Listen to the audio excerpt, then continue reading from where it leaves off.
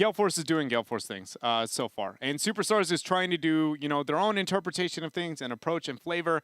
But it hasn't worked out so far. So for them, I either want to see them play very standard or I want to see them play, I get weirder than just the Cho'Gall here and there and get a little bit weirder than, Zul'jin. I was critical of it, but I don't look at that as like a crazy strategy. I do think he's got a spot. So I want to see something off the walls. Well, last series that Superstars played in, they did find themselves down 0-2 and ended up choosing the Battleground for the first time in the losers pick format. We'll see if they're going to do the same here. Hopefully, because then we may get another Zul'jin, and I stand a chance at not losing this bet. No, I don't know. I guess it depends where we go. Gale Force Esports picked Towers of Doom and Braxis Holdout, and they've chosen Cursed now, too.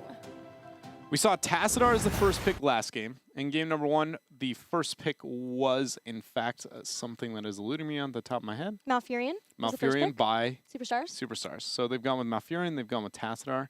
I feel like this is the game where they put Faye on Artanis and just go, Super melee? Yeah, it's just, well, maybe not even so much super melee, but just at least putting Faye on the, catch somebody off. We can get a win with it's like, the stitches too. Get a swap, we have an opportunity to win the game. That might be what they go with here over some of the other draft options. They have had a lot of warriors. In fact, every draft has had at least 2 warriors so far going into this series specifically. They're some of the heaviest melee focusers in drafting of all of the teams in HGC and A. Okay, Superstars has the option. Again, I want to see a lot of flavor coming out from them, so I already want to see those changes with ban number 1, and that's going to be, I want to see a Tassadar ban from them. I think that would be, unless they're going to move into the Task Tracer or some Task hypercarry-oriented composition, it's going to be their safe bet. Or it's going to be a Zeratul ban, is something I'd really like to see from them. They did ban Tassadar the one time that they played Cursed Hollow versus Team Freedom, too. So it's not outside the realm of possibilities to see that ban for Superstars. But is there a problem with Gale Force Esports and their super global comps? I wondered if maybe they would want to ban something there and restrict it somewhat from Gale Force, but instead, another ban on Artanis. Why are you looking at me from the side?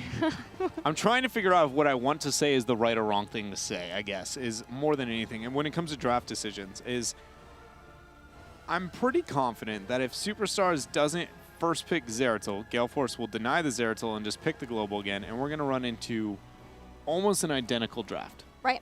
But first pick Zeratul is, not the best approach. So I'm trying to find, how do Superstars deal with it, or they just deny it? What do they do? Here is my question. Why didn't they just pick any globals of their own? That's a good question. Maybe if they reverse sweep this, I'll ask them myself. I'll go out. I'll do that for you, So Tassadar makes his way through, but the Tracer ban instead here for Gale Force to be able to, say, well, if you're going to first pick Tassadar, we don't need to be worried about the Tracer. I think this only helps Gale Force, this position into the draft. Superstars now have to decide, do they want Tass? Do they want Ragnaros? Do they want the Zeratul? Are they worried about that? Or are they going to, mix things up for real, more towards the Falstad that they expect out of their opponents? Is it the Malfurion? I don't know what it is. I just hope it's different. That's all I'm looking for. Before it was Brightwing and Zeratul, but it was when they had picked the map. Zeratul Falstad? Is it kicking it to the norm? Are they afraid of the Zeratul into the TAS? I don't know. I think Gale Force is obviously going to be moving with the fall. I just don't know where it goes elsewhere. So yeah, it was Gale Force who picked Brightwing Zeratul in this position on Cursed. Actually haven't had any Cursed games from Superstars. I was looking at the wrong sheet. So their strategy for here is a little bit of a mystery to us. But again, this is a commonly chosen battleground for Gale Force Esports before. So in their preparation for this series, it had to be something that Superstars is keeping their eye on. Gale Force is going in surprising amount of time into that pick order with the Zarya, with the Vala. But the fact that they banned the Tracer expecting a first pick Tassadar, and then they went almost all the way through their time pool. Just really interesting to see that out from them. Now, where is Superstars going to move into? They have the Tassadar. They don't have the Tracer, nor do they have the Vala. What do you expect? More melees? I need you to give me the answers. Are they gonna Zul'jin here? That's the question that I'm going to ask. Do it. I would like to see a global of their own. No. Thank you. Words in my Thank you mouth. very much for that. Because my bet would do rather well if I see a Zul'jin. So thank you very much. You would win it. So yes, Yeah. it would do rather well. Unless there was another Zul'jin game after this, in which case, yay! I mean, neither of us Not would because win, the so, Zul'jin. Yeah. just because you'd lose. No, yeah. I still think they should pick up a global here. Okay, Brightwing and Tychus. I like the Tychus. I was surprised. The Brightwing there, just 2, is going to be able to get the global, yes. If you're going to take a global, 100% of the time I would suggest the Falstad or the Dahaka, or even maybe, not the ETC so much. But in this instance, it works better because there's the shield. Tassadar supplementing, so it's not as bad. It's just mainly that Brightwing loses her 1v1s, right? Like a lot of the time. She just is there as like a placeholder rather than Falstad can take the initiative. But yeah, no, this is a scenario where I think the Taz Brightwing double support is going to be all right. Illidan is the ban out there. Fear of the hyper comp. Hyper carry comp? I don't know. That's funny, since that's something that Gale Force would do. Oh, yeah. Is get Illidan with the hunt to add another global to their already insane global compositions. New Superstars ban here. Maybe a support. Malfurion's still up, so is Rhaegar. Maybe they do the same thing and they take out one of the global heroes. I think that's try to safe. Have control here. I think it's safe. If they banned out the Falstad, I think it would be a very good... It might not change the entire game, but you know, at least you know what you can expect, and it's not going to be that soaking. How do we force this fight? You know, are we going to let them choose every fight? You know, I just Gale Force would be, Superstars would be at least in a more comfortable position. They let it go through. Now Gale Force has the option to pick it up. I don't even think Gale Force has to. It's just more. Again, if Superstars is the underdog in this series, you should definitely be looking to anything you can to get your opponent off guard and then be able to come up with creative strategies yourself, I guess, to try and be able to get the win. But Superstars here with a more traditional comp. What are you thinking for GFE? I still think that probably... do they get to Haka? I don't know if they've done too many triple melees. I think with Zarya and ETC up, you 100% ETC. But maybe you could to Haka. I think like an ETC Falstad transition or you pick up the support and leave your backliner is probably another safe route. So maybe even, I don't know. I think I would go ETC and then Malfurion. No, they go Falstad and then Diablo. Huh. So waiting on Akaface's hero until the very end so they can flex depending on what these last 2 picks are for Superstars. You're pointing? The last draft, they did the exact same thing. Never mind. It's, you know, this is just a dread moment. But with the not leaving their last position to be a flex, it's the second time we've seen this in the series, where a team will pick both of the picks, forcing themselves into the last one where you know it can only be one role, which means it's a small thing that eventually against international teams can really punish a group when you put it to that, because then they can force you into the wrong support and then things get really ugly really fast. You always need that flex. But isn't it so that maybe they could leave it up? Say a Cho'Gall comes out at this very moment. You leave it so that you could have Karzim. Otherwise, you can go into Rhaegar probably. It's just more of a focus on which support is going to be best versus Superstars. Yeah, I'm not sure how that'll work out for them globally. Muradin and Zeratul are the final picks for Superstars. Removing that Zeratul, you know, combo that Diablo Zeratul would provide for Gale Force Esports. So with Tracer, Illidan, Zeratul all removed, what hero do you expect to see Fan on? A support, and it's going to be Akaface. Oh, I forgot that it's, yep, that's a good point. Forgot that. Who's he play out of those 4 then? Who'd you put? Zarya? I'd probably put him on Zarya, yeah. Okay, that makes more sense. Yeah, what support is it going to be? I don't know how, after just talking about that, I forgot. But either way, I mean, Rhaegar, right? Yeah. Do you see an argument for anybody else? If They want Ariovala, but I mean, Malf it's not is his one of those thing. big wave clear maps. Yeah, why? What? Malf is... He's still up. Wow. I just realized neither one of them have been touched. Huh. Hello? You don't... There's... Probably that. Actually, I would take Rhaegar over Malfurion in this game. And what's your reasoning for that? Purely on, it's the only way we lose the game is if I don't have enough burst healing to save something out of the void. With the draft of my opponents compared to what I have with the self-sustain, the insane amount of frontline that I'm able to provide, everything that the tools needed, is the only way I feel like I can't win the game is if Diablo charges in, Void hits the back, and I don't have the tools to be able to keep him up. Trank can't do that. Twilight Dream won't be enough in my queue. So I would just take the Rhaegar and be like, you don't honestly need me. You just need to make sure that nobody dies. And Rhaegar can do that better than the Malfurion.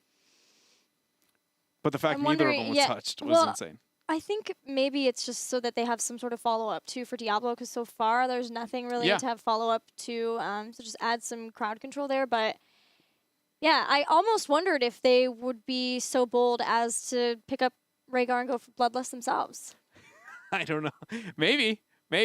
We've seen more Bloodlust than I expected, at least so far. I was very surprised to see it really even kind of have any popularity, let alone for a while. I think it was all week 1. We saw more Bloodlust than we saw Ancestral, or not the case, actually? No, we saw mainly Ancestral throughout the whole wave. We've only seen 2 to 3. But it was Iacona. Oh, this is Gale Force, so that picked it up, so not so much. I think it was Iacona a couple of the times, actually. So we had Bloodlust for Superstars. All right, we've seen both of the drafts. We know Superstars has to get this win, and every single one from here on out. Last-minute predictions. Who's going to take this game? Gale Force Esports. Okay, we're going into the game now. On Cursed Hollow between Gale Force Esports and Superstars. But Superstars really needs to win this because I need another Zul'jin.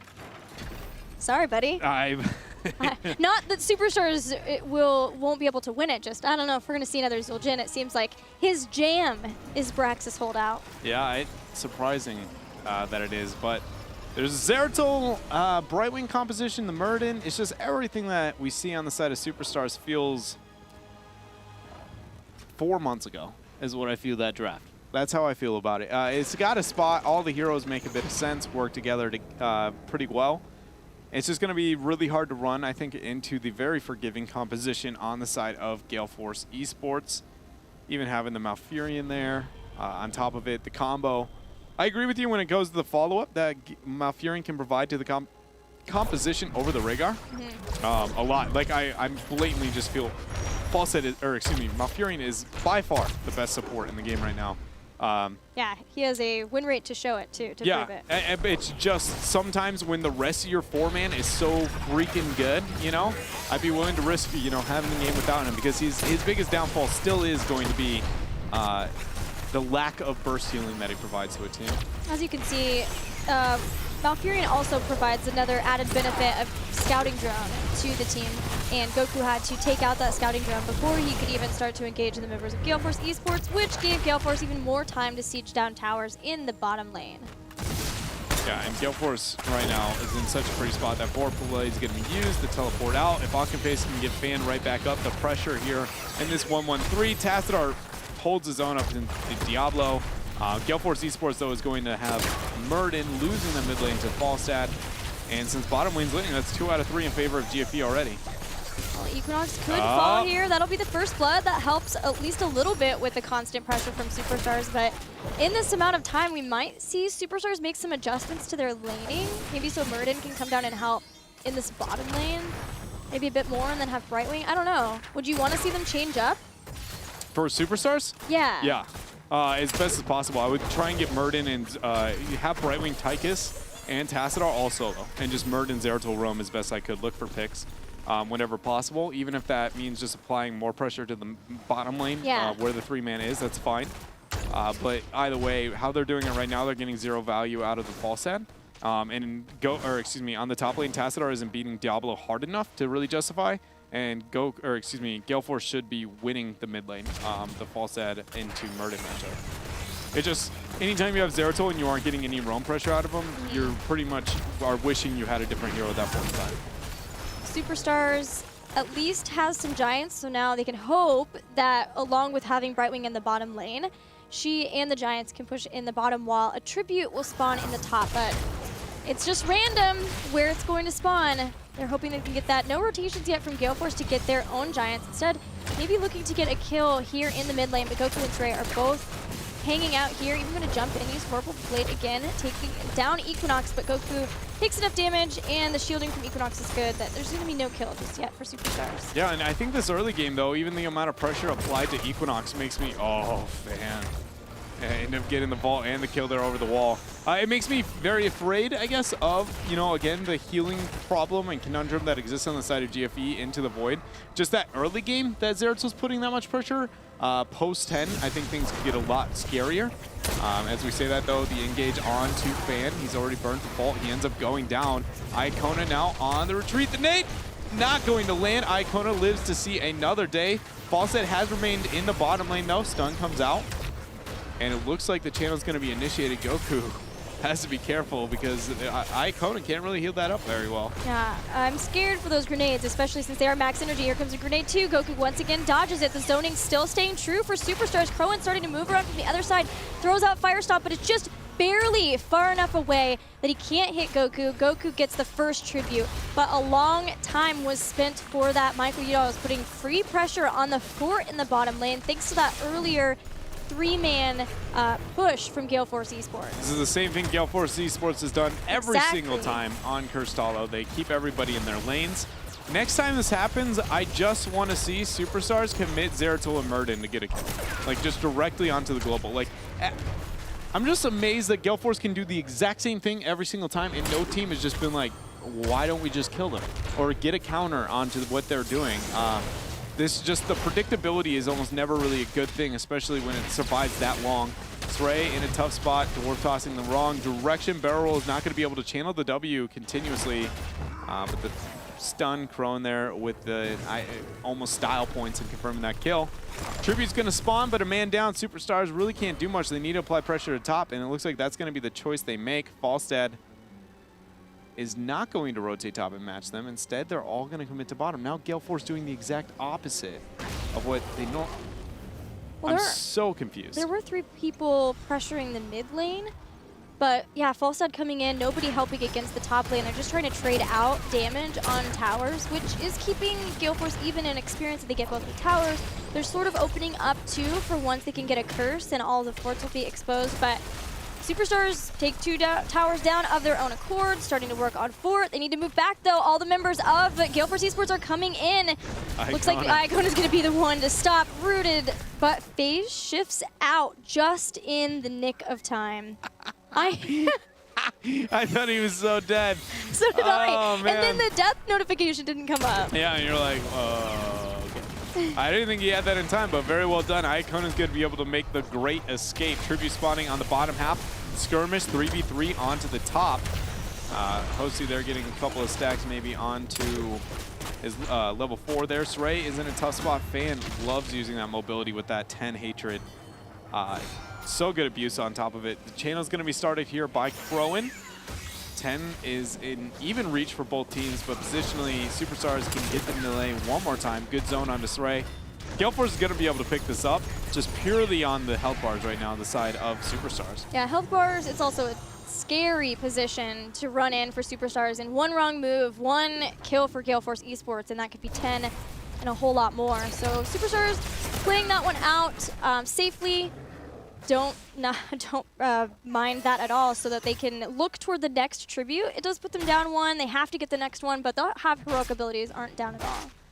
I did want to point out to you, by the way, with his victory in the last game, playing Vala 2, Fam's now 4 for 4 games on Vala. Yeah, he plays it very well. He's constantly applying pressure. And his flanks with Strafe are amazing. Yeah, he's very good at executing when he needs to apply pressure and when he doesn't, and it seems to be a little bit more calculated than some of the other players in North America, even though Fan typically is known for his melee play.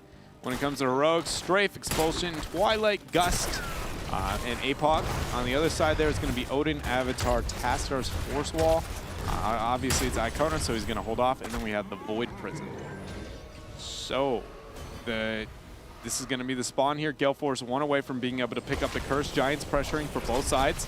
FaZe going to start the channel. It's going to be interrupted there. Udall end up having to use the barrel roll out. Apocalypse still not used. There's going to be the polymorph onto him. a reasonable amount of harass going in. Cleanse use as well. Superstars is in a pretty good spot to complete this fight, except for Goku getting caught out. Yeah, and there is a lot of poke again from Gale Force Esports. Fan chucks in a Hungry Arrow, just trying to stop. Equinox still has a lot of grenades that he could use too for this poke pressure, but once again, good zoning from Superstars throughout, and Goku's way in the back line, going for a 1v1 with Michael Udall. Mike barrel rolls away from him into his base, but has to come all the way back around, slowly flying in. But suddenly the health bars have kind of, you know, turned around here as Akaface has been able to heal everybody up. Now the zoning is going to happen. Throw-in goes in. There's going to be the pin, the combo, the flip over. A 3-man Void is used to save. Posty here is in his Odin. Apocalypse has not been used yet. He's going to hold on to that for now. Sray in there 1 versus 5 at this point. There's going to be the stun against the wall. Goku goes in for the Ras. He blinks out, and suddenly there's going to be APOC used, but it cost him his life, and Goku survives in the 1v1 versus Udall. Posty's Odin is done now, but he's going to run and gun up to get another kill on Zarya. That's a second kill for Superstars, and that will have to be the end of Gale Force Esports trying to get their first curse. Iacona grabs the tribute, and Superstars, with that positioning, can go ahead and pick up a boss to boot. How many times have we seen Krillin be able to play the Diablo so far? Only once, I believe. Yeah, the first time was for sure last week. I just don't know if it was once or twice. I think it was only once, and just the hesitation on using APOC there until he was dead. I can't help but, again, feel like it was a little uncomfortable on understanding what he wanted to do, what he wanted to make happen. But he has, again, been probably one of the more impressive players when it comes to playing the Warrior for Gale Force Esports. Goku is going to be able to sniff this out, but nobody is going to make that transition in time.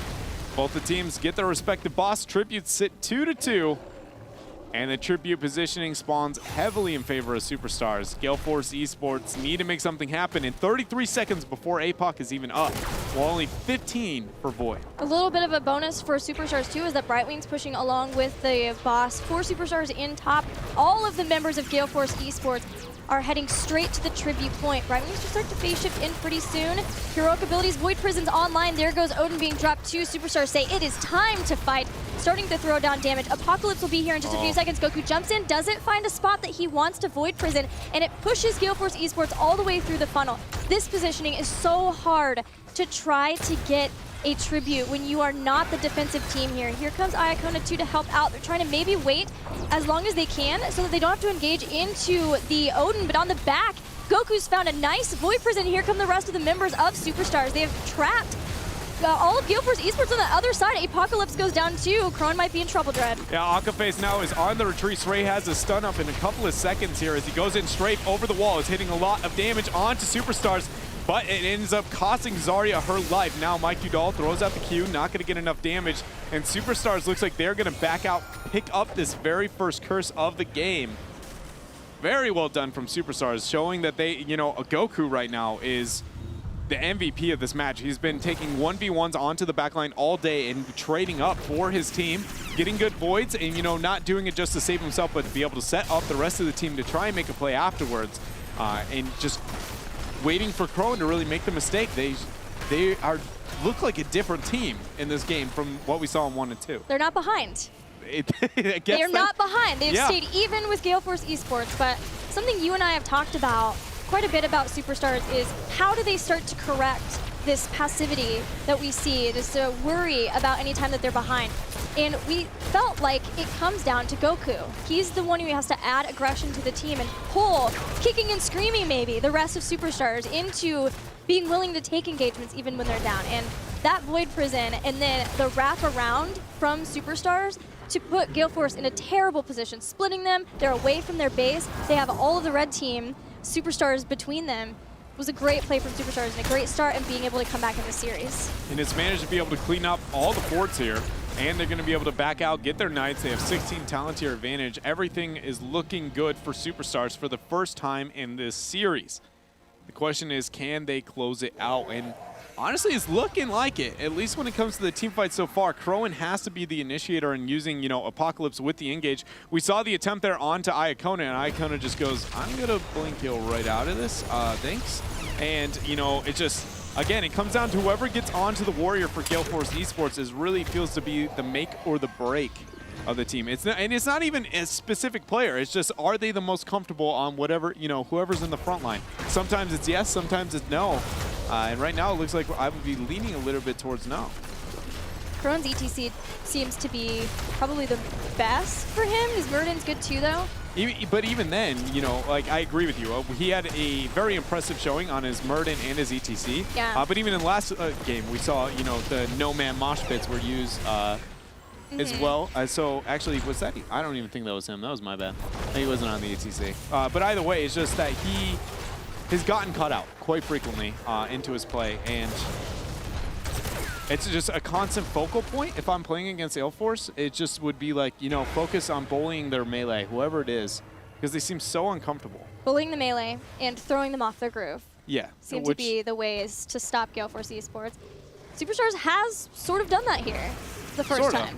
They at least have gotten a level lead, but it's not in a situation where they're so far ahead. Gale Force Esports only needs one more tribute to get a curse of their own and nullify the damage that have been done, and no keeps have been taken out just yet for Superstars. So Gale Force are about to be on the same talent tier. Bosses will be up here pretty soon too for both teams. Superstars is in a tough spot now that their opponents managed to be able to pick up 16 and is going to be threatening that tribute here. It is a huge momentum swing opportunity for Gale Force if they even win one team fight, especially depending on the timing on bosses. It looks like Superstars, though, is going to be starting theirs the second that it spawns. I don't think Gale Force is going to be able to scout it out in time. You know they want to. I just don't think I think the damage is there. It's only halfway done. Expulsion zone. Oh, this is scary. Ray's trying to slow people down. There's a force wall too. Here goes Michael Udall.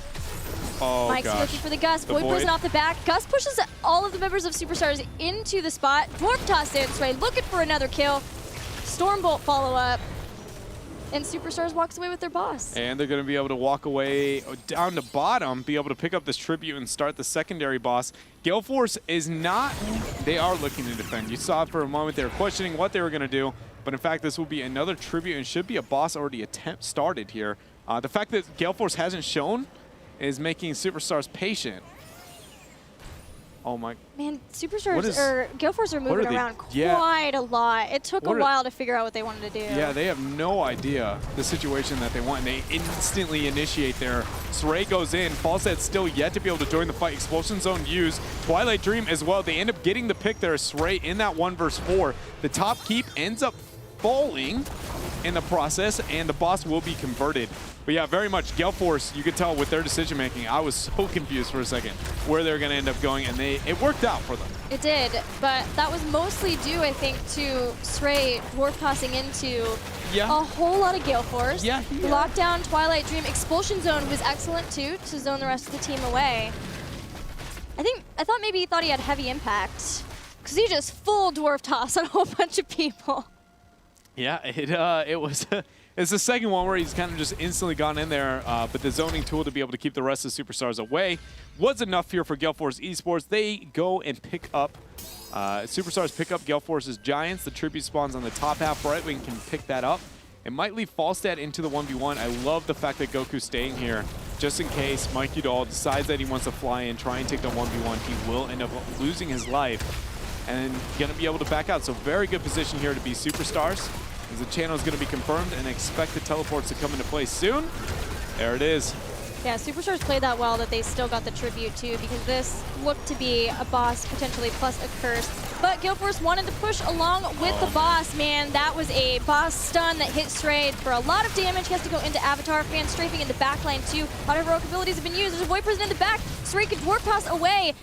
That Void Prison, again, so good from Goku, helps make sure that Stray lives through the focus from Crowan. Yeah, and now Gale Force kind of taking a minute to back up there as Hosey gets the dismount. Heal coming out onto Crowan. You can tell that they want this. They just don't know when or how. This is such a sketchy spot for Superstars. Apocalypse. Oh, all right, so there was the Gust and Apocalypse used. Cleanse is going to be used as well. Goku ends up teleporting out and getting the harass, splitting them once more. If he gets the re-stealth, he's going to go on. Akaface is under a lot of pressure from Stray as well. Oh, Crowan dives to the back line, takes out Muradin, so it's a 1-for-0 so far, but Michael Udon might be in trouble. Goku confirms the kill. It's a 1-for-1, and look at the rest of the health bars for Gale Force Esports. Goku's flanking from above. No, he's not going to. He's going to come back right through here. Gale Force goes in. There's going to be the split. Ice block.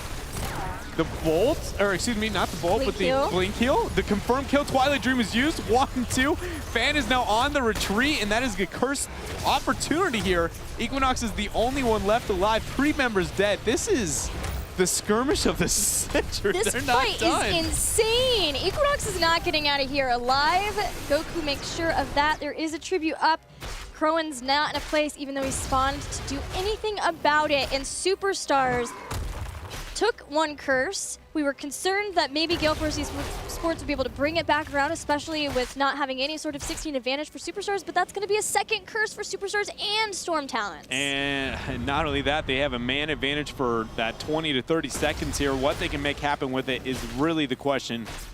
Top keep's already going to be going down, so pressure through mid and bottom should be the main focus here. Bosses don't end up spawning for another 50 seconds on the top. The other one was captured significantly later than that, so we got a while for that type of play. So Superstars can transition directly out of this curse into a boss. The exact second the curse stops, the top boss does spawn. So we'll see what they make happen with this 20, and then I expect them to transition back out considering the boss. But I mean, Gale Force has boss control over them. And if Gale Force gets 20, they'll be looking to stop that. That could be a risky choice for Superstars. But for now, their eyes are on mid-keep. Gale Force will have to stop that boss because there's no keep left to be able Goku. to defend it. Goku's in the back, goes up to Finn. Fan, a lot of harass. Stray's now in the back line too. It's 4v1 with Stray in the back. Hosty's trying to come in to help out. He has big red button, and Stray gets another Torque Toss back. That's a Void Prison only on 1, and Zeratul pays dearly for it. Expulsion Zone and Diablo secure the deal, take out Zeratul, and the rest of Superstars have to back up. Yeah, to be able to keep his team alive, Goku going in there with the Void ended up costing him his own. I mean, Stray's positioning? I feel like somebody's got to say something at this point. It's very 1v4. Yeah, every time. And it's just surprising to see coming out from him for being a warrior player for so long. We do see that they're going to take out mid-keep and threaten towards core, knowing their opponents are on a boss. So we're about to experience a relatively tense moment. There's no way they commit to this, right? They wait till they back. Okay, there's they the back. back out. The problem is that there's a thing called Gust in 4 seconds. Like they're going to fly all over this mid, right? There's no way you let them go. Mikey Dog goes, yip, yip, and they just go. He has Epic Mount too. Hello? Here it is. There it is. Flight, Gust. And everything suddenly looks like... APOC. Nope, that was just Hellgate. All right, here comes the fight again. Fans way in the back, trying to hit as many people as he can with Stray. Twilight Dream was used as well. Somehow, some way, Superstars have made it out of this so far. How did that happen? I don't know. All right, so now Zeratul's actually alive, waiting for somebody to make a mistake. Void Prison's up in 10 seconds. He's actually going to flank. Akaface, no, don't isolate yourself, dude. If a tree dies in the woods, somebody knows about it. I promise you. No Dwarf Toss. Muradin's down. So 1 kill, 1 boss. Can Gale Force end it here? That's the real question. I don't think so. With Gust at 15 seconds away and Void available, except for an Odin, like that might be enough. He's going to be able to dash out. Apocalypse was used. Yeah, there's no way. A keep is the most optimistic. I don't know. Man, everybody's heroics here just going to be used left and right. Posty's going to be pinned. The keep is going down. The nuke ends up getting a lot of value there coming out from, you know, big red button. Tribute has spawned down bottom, which would be a curse for Gale Force Esports. Oh, Hosty dives in. Fan is right there with him. Here comes the flight. Gosh. Epic Mount. False stats here. He's going to lose this. Goku's got rewind. See you, nerd. There's no way. Okay, now Vorpal. Here comes Icon. Now rewind. Oh, he missed the W. Oh! That doesn't. Polymorph. Poly slow. He's got him. Oh, he missed the W. No! Goku missed the W. No. Okay. All right. So now we have a moment. 3 catapults are on mid. Goku is obviously not in the right area for his team. Curse is going to be picked up. Icon has nobody to blink heal to. Superstars is going to backdoor or something. They have to find something. The blink heal. Oh, Fan! Oh, so much arrest! Goku blinks out! Fan survives! Iacona goes down! Oh, what just happened? Now the root Hosey is in a tough spot. We do have Apocalypse. Stray finds Crow and he's going in. He's giving him the axe. The dwarf does kill. Oh, he goes in! Oh, what is happening? Oh my! The 1-for-1 is like, I don't know why I keep being surprised. Every week there's just that one game where I feel like I learned a whole plethora of things that I never knew existed before. And every time it happens, I'm like, how did we end up here?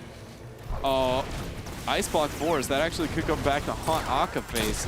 The boss is gonna be started, the curse is in pursuit.